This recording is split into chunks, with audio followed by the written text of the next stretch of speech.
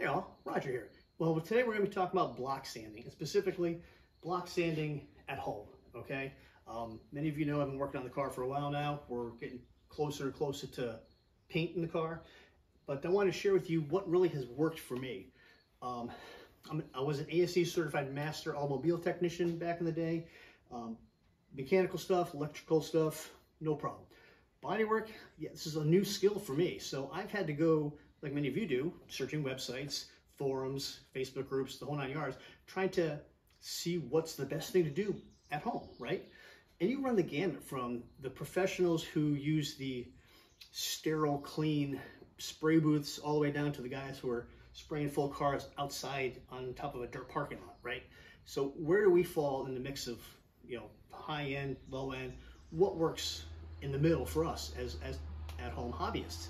So I've come with a whole bunch of information that's, like I said, I've worked for me, and I'm going to share it with you. So hold on.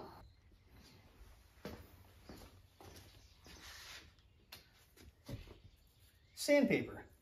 You have to choose your sandpaper correctly. I had purchased a lot of this very good sandpaper, 3M. It's wet dry, but it really wasn't working for me too well. I don't know why, it just didn't seem to cut correctly. But there's a difference between wet dry and dry sandpaper. Who knew? Not me. Once I switched to the dry sandpaper, the block sanding went a lot faster. That's what worked for me. So get the correct sandpaper. For odd areas of the car, like door jams, stuff like that, where you can't really get a block in there, I bought a box of these red Scuff pads. They come in really handy. They work great in the cowl, as you saw in previous videos. They're going to do great in the engine bay, firewall, trunk jams, the whole 9 yards. This is going to scuff it up so it'll be ready for paint. Now, blocking. I bought the set. It's like a 7-piece set, the Durablock blocks, multiple lengths, right? So doing on down the sides, all the flat spots. You got your round. You got a smaller one here. You know, it's a good set. Worked for me, so I like using it.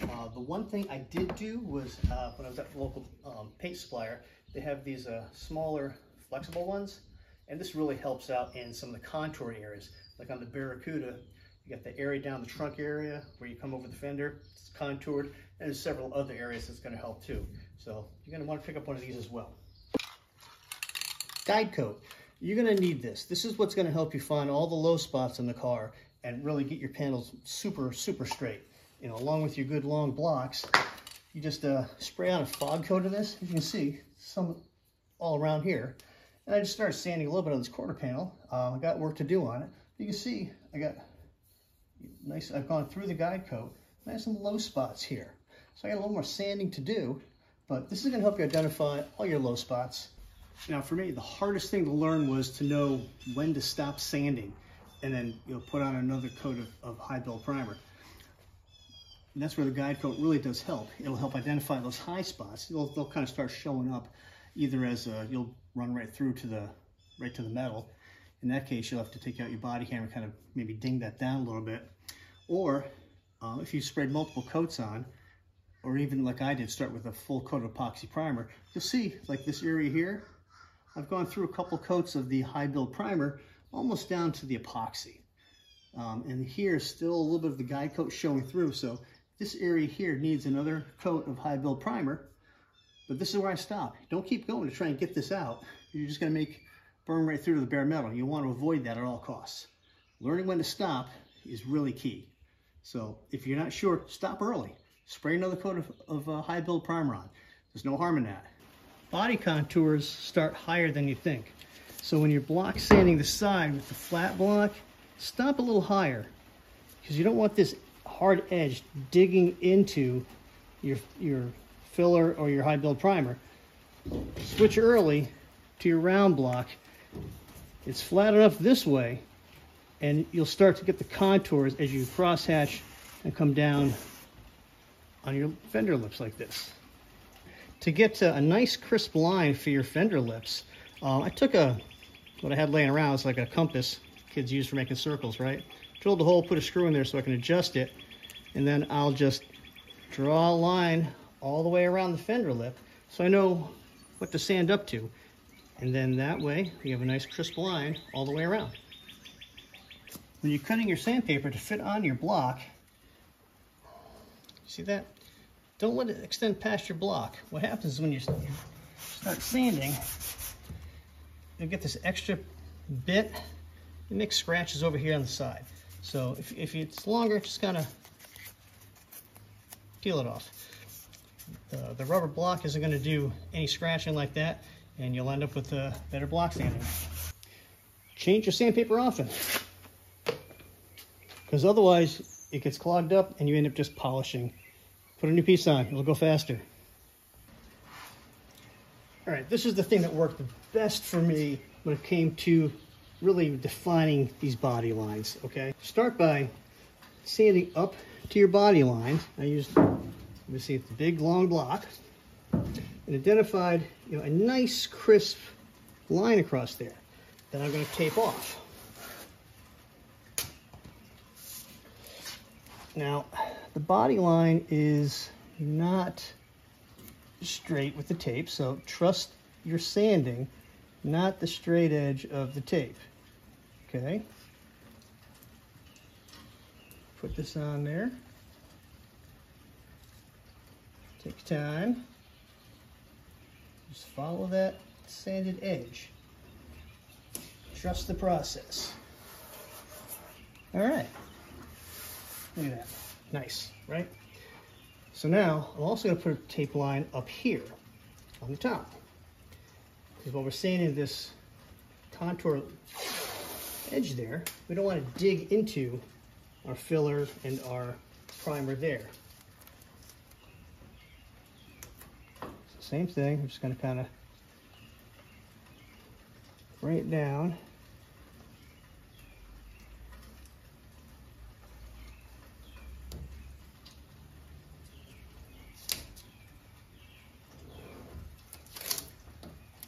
If you got to adjust it, you know, do what you got to do. There, okay. So you can see we've got a bit of the guide coat still on here. And you just start sanding up.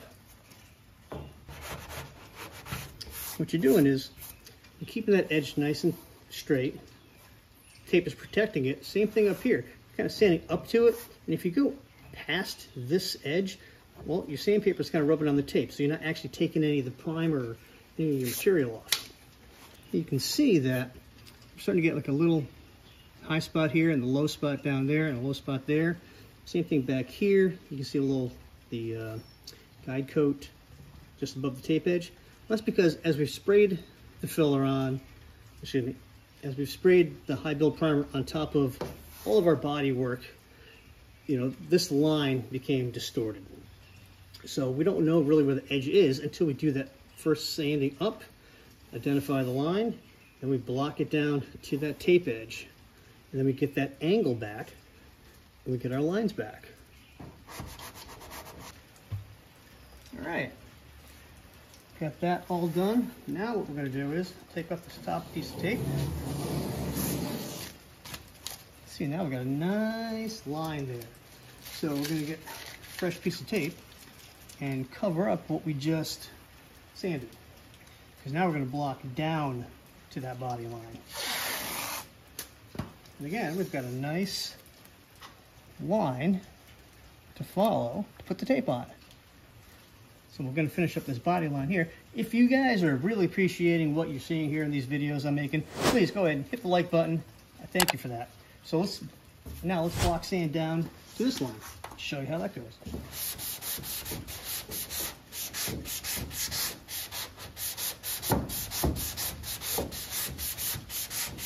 And the tape keeps you from digging into what you just sanded and got nice and perfect.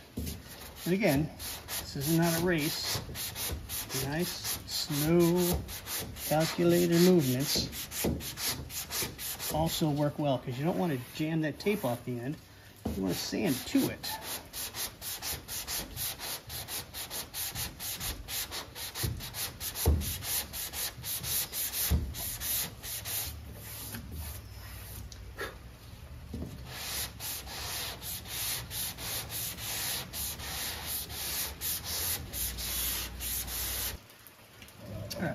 stopped here because now we're showing up some higher spots. We still got some low spots.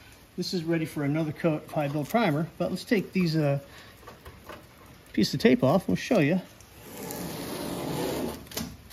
our body line. Look at that. Nice, right? This is why you sand the body line like this, where you sand up and then you tape the bottom, then you tape the top, because you have a nice crisp line to put your tape onto. And then when you start sanding this profile, the middle part of that body line, you can see how much filler I had there that was really goofing up that line. So doing it like that and then laying it back down takes care of the filler, gets that line straight. Life is good. Okay, this has to do with low spots, right? If you can't come from behind and kind of subtly adjust them out some, you have to kind of fill them in a little bit, but you're already past the filler stage, right? You've already gone to the high build primer and you're at 400 grit, right? So for instance, right here, I had a little bit of a high spot and I used a little picking hammer to kind of tap it down a little bit. You know, I used a little too much oomph and got it down a little low. So I'm going to use a little bit of putty to fill that in, but not just your regular glazing putty. This is a U-Pole Dolphin Glaze, and it's a two-part. You got a big old bag of glaze and itty bitty little pack of hardener. So I'm just going to mix a little bit up.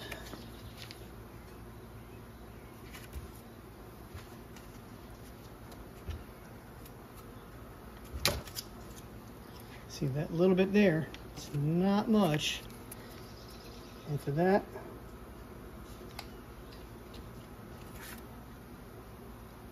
that's about it. And that will harden up nicely. It's designed for being used and adhere to the finer grit of sandpaper that you've used, and it adheres well. If you were to use filler, like actual Bondo urethane filler, you need to bring it down to what? Almost, I don't want to say 80 grit, but probably 100 grit, 120, so it has enough tooth so that it'll adhere. This is good at 400. All spread on, let that harden up for about, well, takes about 20 minutes. Sand it down, and then this whole quarter panel is going to get another coat of high build primer.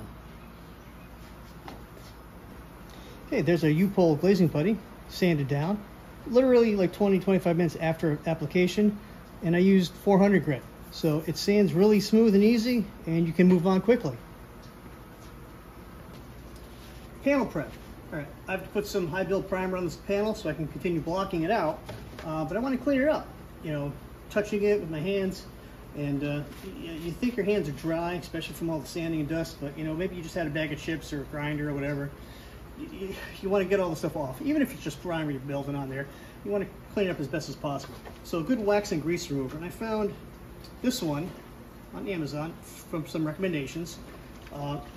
Cleans really well, doesn't smell bad, and doesn't streak like a lot of the other wax and grease removers kind of do. And spray it on a white rag. Start wiping off. Now I'm going to do this a couple of times. This is a large panel. I've already blown the dust off. And I'm going to just kind of clean up as much as I can. We flip it around several times. Get a couple of different rags. And get the panel cleaned up and ready for another coat of the high build primer. And if I drop it, just grab another one. And I found that getting it in the half gallon like this, and then putting it into a spray bottle, makes it last longer, much longer. You can get this stuff at most auto parts places in a kind of a quart, a couple pints, whatever. This stuff kind of goes fast. You got to put it in a sprayer, and this works well. Now, I've been playing catch up on this car, and one of the things I've been doing is working on it when I get home at night at the end of the day. So that's why I like using these 2K high build primers in rattle can, some Eastwood. They let me spray on a little bit when I need to, and I can walk away till the next day. So this actually works for me. You know, trying to catch up like this, try and mix the paint in the gun, suit up, spray it all on, and then you got to clean the gun afterwards. It's a lot of work, just, you know, getting home from work at the end of the day. So this works for me. So does this. Doors are open, fans are on, which is fine, but still up close, I don't want to breathe that.